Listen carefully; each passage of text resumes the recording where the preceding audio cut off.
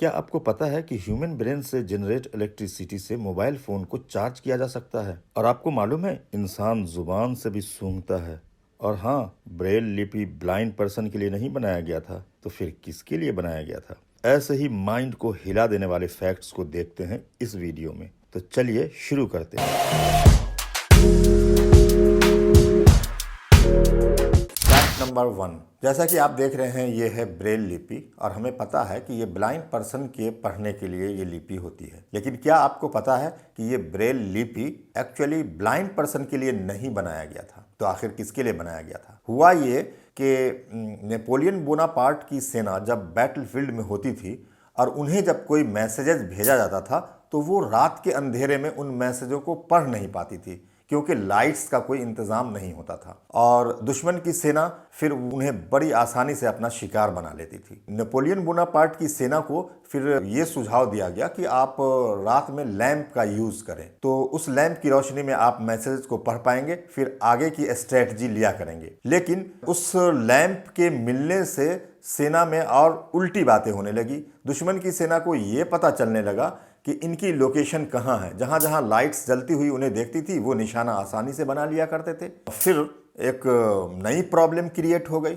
लेकिन उसी सेना में एक आर्मी ने एक नया उपाय सुझाया। उन्होंने रात के अंधेरे में पढ़ने के लिए एक नए तरीके का इजाद किया, इन्वेंट किया।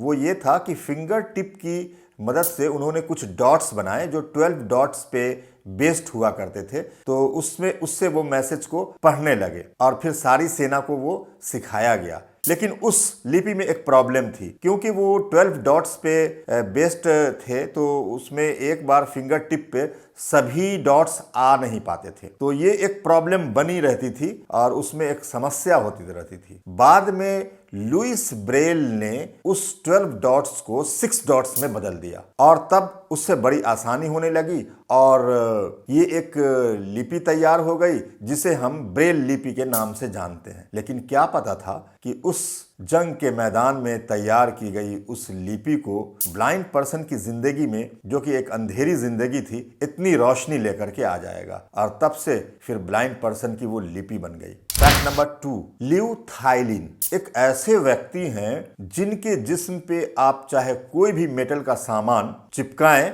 तो वो बिल्कुल मैग्नेट की तरह चिपक जाता है। वो 30 केजी तक मेटल का सामान चिपका सकते हैं, मतलब एज अ मैग्नेट उनका बॉडी जो है वो बिहेव करता है। लेकिन ऐसा होता कैसे है? या कुछ ऐसा मैग्नेटिक फील्ड तो नहीं है उनकी बॉडी में जिससे कि कोई भी मेटल का सामान चिपकाओ और वो चिपक जाता है? तो साइंटिस्टों ने जब उनकी बॉडी पे रिसर्च किया तो उन्होंने पाया कि उनकी बॉडी में तो कोई मैग्नेटिक फील्ड है ही नहीं। तो फिर आखिर ये चिपकता कैसे है? रिसर्च में पता चला कि उनके बॉडी के स्किन में फ्रिक्शन इतना ज़्यादा है, सुपर स्टिकी उनका बॉडी बन जाता है और कोई भी चीज़ उनको चिपकाओ उनके बॉडी पे तो वो आराम से चिपक जाता है। ऐसा ही नहीं, उनके अगले आने वाली पीढ़ी में उनके 3 पोते और पोतियों में भी ये खूबी पाई गई जो कि किसी भी मेटल को आराम से अपने बॉडी में चिपका सकते हैं। फैक्ट नंबर 3, अगर हम आपसे ये पूछा जाए कि क्या कोई इंसान लोहा, मेटल, ग्लास, साइकिल या कोई किसी एरोप्लेन को खा सकता है? तो हमारा और आपका आसान सा जवाब होगा बिल्कुल नहीं, और बात भी सही है। लेकिन ये हैं फ्रांस के मिस्टर मिशेल लोलितो। क्या गिलास, क्या मेटल, क्या लोहा, क्या साइकिल, क्या एरोप्लेन और क्या जहरीली चीज सभी खा जाते हैं। इनका डाइजेस्टिव सिस्टम इतना स्ट्रांग है कि ये दुनिया की किसी भी चीज को खा सकते हैं, तभी तो इनका नाम है मिस्टर ईट ऑल। लेकिन वैज्ञानिकों के लिए ये एक बड़ा रहस्यमय मामला था कि आखिर ये कर कैसे लेते हैं। जब उन्होंने इस पे रिसर्च किया और जब उन्होंने इस पे पता किया तो पता चला कि इनकी आंत में एक मोटी परत की लाइनिंग है जिससे इनके डाइजेस्टिव सिस्टम को कोई नुकसान नहीं होता। और इनके बारे में एक विचित्र बात यह है कि ये बनाना या बॉइल्ड एग नहीं डाइजेस्ट कर सकते। है ना कमाल के व्यक्ति। फैक्ट नंबर 4, फ्रांस और स्पेन के बॉर्डर पे एक छोटा सा आइलैंड है। यूं तो दुनिया में बहुत सारे आइलैंड हैं, लेकिन इस आइलैंड की एक खास खूबी है और वो खूबी ये है कि इस आइलैंड पे 6 महीने फ्रांस का शासन होता है और 6 महीने स्पेन का शासन होता है और वो दोनों मिलकर हुकूमत करते हैं। 6 मंथ एक और 6 मंथ दूसरा। असल में हुआ यह था कि फ्रांस और स्पेन के बीच में एक ट्रीटी हुई थी, एक समझौता हुआ था, जिसमें यह तय पाया था कि 6 महीने आप शासन करोगे और 6 महीने हम शासन करेंगे। उस ट्रीटी का नाम था पायरेनीज ट्रीटी। तब से दोनों मिलकर के वहां शासन कर रहे हैं। भाई कमाल की बात है। फैक्ट नंबर 5, हम अपनी जुबान से भी किसी चीज को स्मेल कर सकते हैं। है ना बड़ा विचित्र। आपको लग रहा होगा कि मैंने कुछ उल्टा तो नहीं बोल दिया, क्योंकि स्मेलिंग तो हमारे नोज का काम है। हम लोग बचपन से यही सीखते आए हैं कि 5 सेंस ऑर्गन्स हैं, जिनमें से एक नोज है जिसका काम स्मेल करना है और टंग है जिसका काम टेस्ट करना है। तो एक्चुअली देखते हैं कि हमारा नोज किसी चीज को कैसे स्मेल को जो है वो पकड़ लेता है और स्मेलिंग हमें महसूस होने लगता है। तो होता यह है कि हमारे नोज में एक प्रोटीन होता है जिसे हम ऑल्फैक्टरी सेंसर्स के नाम से जानते हैं। ऑल्फैक्टरी सेंसर से ही हम किसी चीज के स्मेल को कैच करता है हमारा नोज और हम उसको सूंघ पाते हैं। लेकिन साइंटिस्ट के एक रिसर्च में पाया गया कि यही ऑल्फैक्टरी रिसेप्टर हमारे टंग में भी है। तो फिर इसका मतलब यह हुआ कि हमारा टंग भी किसी चीज को स्मेल करता है। जी हाँ, बात सही है। हमारा टंग टेस्ट भी करता है और फिर ऑल्फैक्टरी रिसेप्टर से उसे स्मेल भी करता है। होता यह है कि जब हमारा नोज और हमारा टंग मिल करके काम करता है तो हमारे टंग में जो टेस्ट या फ्लेवर या जो स्मेल होता है, हमारा टंग उसे कंबाइंड फॉर्म में हमारे ब्रेन को भेज देता है। तभी हमें लगता है कि किसी चीज का टेस्ट कैसा है और उसमें से स्मेल कैसी आ रही है। तो अगर हमारे टंग में ऑल्फैक्टरी सेंसर्स नहीं हो तो हमारा ब्रेन फिर ये महसूस नहीं कर पाएगा कि इस चीज़ की स्मेलिंग कैसी है। क्योंकि जब मान लीजिए कि जब हम एप्पल खाते हैं तो हमें एप्पल का टेस्ट भी लगता है कि ये मीठा मीठा सा है, और फिर हमें उसकी खुशबू भी महसूस होती है कि इस एप्पल से कैसी खुशबू आ रही है। तो हमारे टंग में ऑल्फैक्टरी सेंसर्स का एक बड़ा रोल है जो स्मेलिंग में बड़ी हेल्प करता है। फैक्ट नंबर 6, कुछ फंगी ऐसे होते हैं जो ज़ॉम्बी तैयार करते हैं। आखिर वो ऐसा करते कैसे हैं और क्यों करते हैं? होता यह है कि ट्रॉपिकल फंगी कुछ चींटियों के नर्वस सिस्टम पे अटैक कर देते हैं, नर्वस सिस्टम को इन्फेक्ट कर देते हैं। वो उस चींटी के नर्वस सिस्टम को इन्फेक्ट करने के बाद 9 दिनों तक उनके बॉडी में रहते हैं। 9 दिनों तक बॉडी में रहने के बाद फिर वो करते ये हैं कि उनको अपने कंट्रोल में कर लेते हैं। फिर फंगस चींटियों के ब्रेन को अपने कंट्रोल में कर लेते हैं, उन्हें किसी भी पेड़ पे चढ़ने के लिए मजबूर करते हैं। वो चींटियां क्योंकि उनके कंट्रोल में होती हैं तो वो पेड़ पे चढ़ जाते हैं। फिर वो फंगी उन्हें मजबूर करते हैं कि वो पेड़ से नीचे की तरफ गिरे, और नीचे की तरफ भी वहां गिरे जहां के नमी है, जगह शांत है, ऐसी जगह देख करके वो गिरे। उनको ऐसा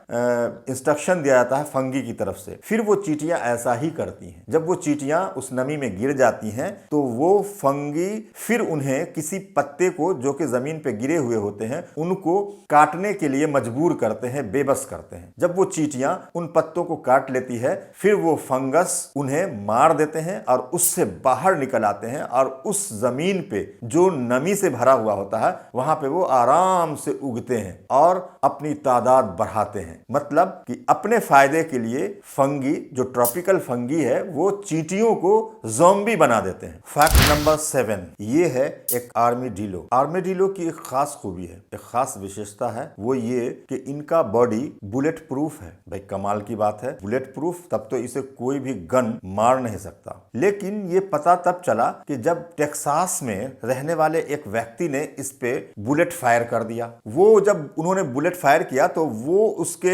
आर्मेडिलो के बॉडी से टकरा करके उस व्यक्ति के जबड़े से जा लगी। फिर क्या था, वो इंसान तो बेचारा हॉस्पिटलाइज हो गया, लेकिन पता चला कि भाई आर्मेडिलो बुलेट प्रूफ है, कमाल का जीव है। फैक्ट नंबर 8, एक मुहावरा है जो हम लोग बचपन से सुनते आए हैं, और वो ये है कि an apple a day keeps the doctor away. मतलब कि एक सेब अगर हम रोज खाएं तो हम डॉक्टर से दूर रहेंगे, मतलब कि हम बीमार नहीं होंगे। तो आखिर ये होता कैसे है? एक लार्ज एप्पल में लगभग 115 ग्राम कैलोरीज और 6 ग्राम फाइबर पाया जाता है, और एप्पल में पाए जाने वाले पॉलीफेनॉल्स और फाइबर हमारे आंत के बैक्टीरिया को बिल्कुल बैलेंस रखते हैं, मतलब कि इसे बढ़ने नहीं देते। और जब बैक्टीरिया हमारे आंत में या हमारे शरीर में बढ़ेगा नहीं तो हमारी ज्यादातर ज्यादातर ये चांस होगा कि हम बीमार नहीं पड़ेंगे। जब बीमार नहीं पड़ेंगे तो फिर डॉक्टर से तो दूर रहेंगे ना। लेकिन एप्पल खाने से पहले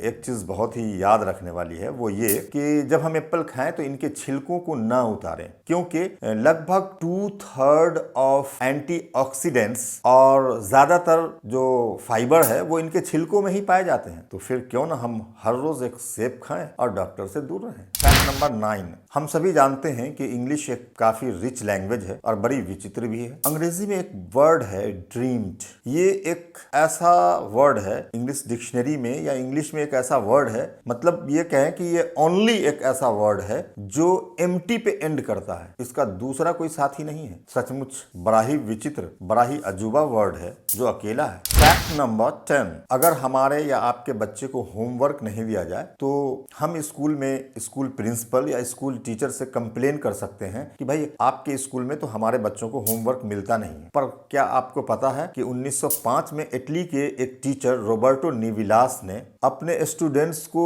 होमवर्क एज अ पनिशमेंट दिया था। उन्हें क्या पता था कि होमवर्क स्टूडेंट के डेली लाइफ का एक हिस्सा बन जाएगा। पनिशमेंट के तौर पे शुरू किया गया ये होमवर्क आज स्टूडेंट्स के लिए वरदान बन गया। Number 11, Antarctica, Iceland, Ireland, Greenland, ये सारे एक ऐसे लैंड हैं जहां कोई भी स्नेक नहीं पाए जाते। कमाल के लैंड है ये। फैक्ट नंबर 12, हमारा दिमाग इलेक्ट्रिसिटी पैदा करता है। ये वो इलेक्ट्रिसिटी पैदा करता है जिससे एक बल्ब को जलने के लिए पावर मिल सकता है। हमारे दिमाग से, हमारे ब्रेन से पैदा की गई इलेक्ट्रिसिटी से एक आईफोन को 6833 घंटे में चार्ज भी किया जा सकता है। इनफैक्ट ये इलेक्ट्रिसिटी पैदा कैसे होती है और कहां से आती है, आइए देखते हैं। हमारे बॉडी में जो भी सेल होते हैं उस सेल में माइटोकॉन्ड्रिया पाया जाता है, जिसे हम सेलुलर पावर पॉइंट के नाम से जानते हैं। जब इस माइटोकॉन्ड्रिया के अंदर में ग्लूकोज और ऑक्सीजन मिलते हैं तो फिर ये इलेक्ट्रिसिटी पैदा होती है। फैक्ट नंबर 13, इंग्लिश का एक वर्ड है पैसिफिक ओशियन। भाई कमाल का वर्ड है। इसमें 3 सी हैं और तीनों सी को डिफरेंट प्रोनाउंसिएशन से पढ़ा जाता है। पहले वाले सी का प्रोनाउंसिएशन है स, पैसी, और दूसरे का है क यानी फिक, पैसिफिक, और तीसरे सी को जो प्रोनाउंस करेंगे हम वो श, Pacific ocean. It's really strange. Fact number 14, Apple का नाम आते ही हमारे दिमाग में एप्पल का कलर रेड, ग्रीन या येलो कलर का एप्पल का आता है, क्योंकि इन कलर्स के एप्पल तो हमने देखे हैं। लेकिन क्या आप जानते हैं कि ब्लैक एप्पल भी होता है? ब्लैक डायमंड के नाम से पाया जाने वाला ये ब्लैक एप्पल तिब्बत में पाया जाता है और बड़े ही शौक से खाया जाता है। घबराइए नहीं, हम आप भी खा सकते हैं, क्योंकि इसका टेस्ट भी रेड एप्पल जैसा ही होता है। फैक्ट नंबर 15, ये जो पिक्चर देख रहे हैं आप, ये एक कंगारू माउस का पिक्चर है। ये मोस्टली डिजर्ट में पाया जाता है और कंगारू माउस अपने जीवन काल में कभी भी पानी नहीं पीते। ये जो भी सीड्स इन्हें डिजर्ट में मिल जाता है ये पानी उसी से हासिल कर लेते हैं और इन्हें कहीं भी पानी पीने की जरूरत नहीं होती। कमाल का जीव है भाई। आपको जो भी फैक्ट्स अच्छे लगे कमेंट सेक्शन में जरूर बताएं और वीडियो को लाइक करना नहीं भूलें। और हाँ, आपको तो ऐसे और भी फैक्ट्स देखने हैं तो फिर चैनल को सब्सक्राइब जरूर कर लें। तो मिलते हैं अगले वीडियो में। Thanks for watching.